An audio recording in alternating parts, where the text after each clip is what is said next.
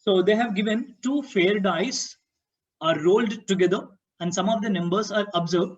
This process is repeated until sum is either a prime number or a perfect square. So when we are considering 36, so we are going to do this one, either we are going to get a prime number or a perfect square. So how many prime numbers that we are going to get? So that will be 2, 3, 5, 7, 11, right? So these are the prime numbers that is possible here, because when we are rolling two dice, the minimum sum will be 2 and the maximum sum will be 12.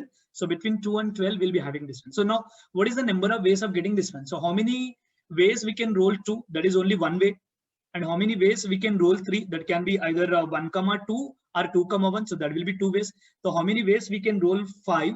That will be 4 ways. That is going to be 1, 4, 4, 1, 2, 3, and 3, 2. And similarly, how many ways we can get 7? So that will be 6 ways. And how many ways we can get 11? That will be 2 ways, right? 6, 5, and 5, 6. So that means, what is the probability of the prime number? Probability of the prime number in single roll is going to be 15 upon 36.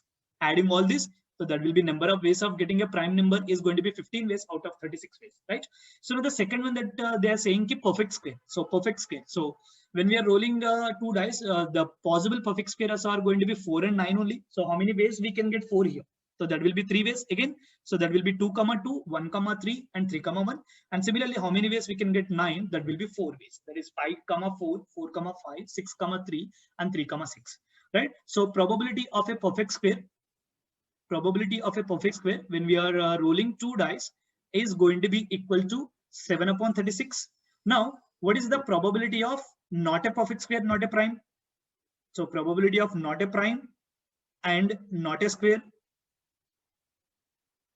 not a prime number and not a perfect square. So that one is going to be, so this one is a 15, 7. So that will be 22 ways. So here we are going to have 14 upon 36. Okay. So this is the data that we did here. So now what is happening? Suppose the sum turns out to be perfect square before, it turns out to be a prime number. So how do we get this one? Sum turns out to be perfect square before it is going to be a prime. So that is going to be like this one. So first, in one roll itself, we got a perfect square, or in the first roll, we didn't get a perfect square. So automatically we should not get a prime number. And in the second roll, we got a perfect square. Or in the first roll, we didn't get either perfect square or prime number. And also in the second roll, we should not get all these two. And then in the third roll, we are getting a perfect square, because the question is talking about we are getting ultimately perfect square here.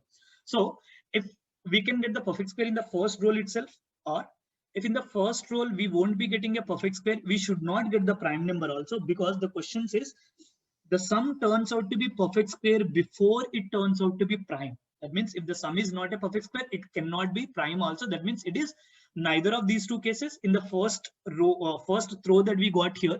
Then in the second throw, we got a perfect square. Okay.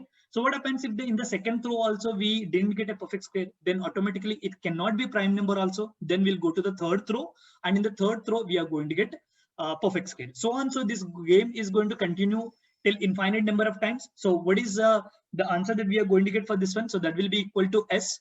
That we know perfect square is going to be 7 upon 36, and S bar intersection P bar, that will be 14 upon 36 into, this is again 7 upon 36, plus this one is going to be 14 upon 36 whole square into 7 upon 36. So this is going to continue like this one, infinite GP that we are going to get. But now what they are saying, if P is the probability that the perfect square is an odd number.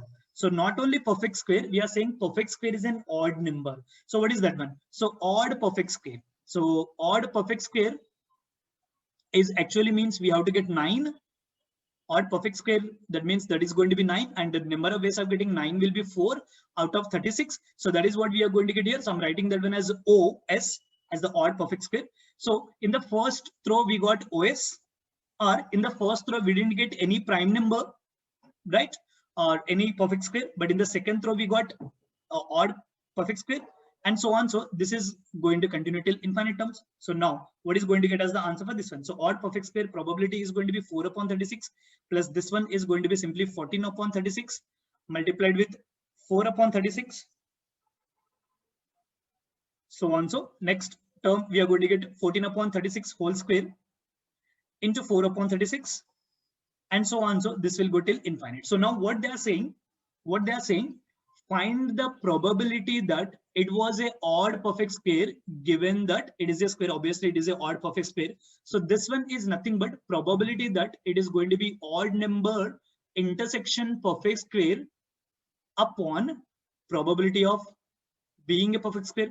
So now here, so what are these values? If you actually see, whatever the term that we have written here, so this is actually going to represent odd perfect square. That means probability of odd and perfect square. And whatever we have written here, that is going to give you only probability of a square. So we just have to divide this value upon this value to get our required answer, right? So that one is going to be 4 upon 36 plus 14 upon 36 into 4 upon 36 plus 14 upon 36 whole square into 4 upon 36 plus so on. So upon, here we are going to get 7 upon 36 plus 14 upon 36 into 7 upon 36 plus 14 upon 36 whole square into 7 upon 36 and so on. So, right? So we need to find out the value of this. And if you simplify this one, this is going to come as a 4 upon 7, which is given as a P in the question. So we got the value of P as 4 upon 7. So then we need to find out 14P. So what is the value of 14P? That is going to be 14 times of 4 upon 7, which is going to come as 8, right? So that is going to be the solution for this. So this is a purely by a Bayes theorem based question, right? And independent events we are talking about as we are rolling perfect square and prime number. So it is a Bayes theorem along with independent events.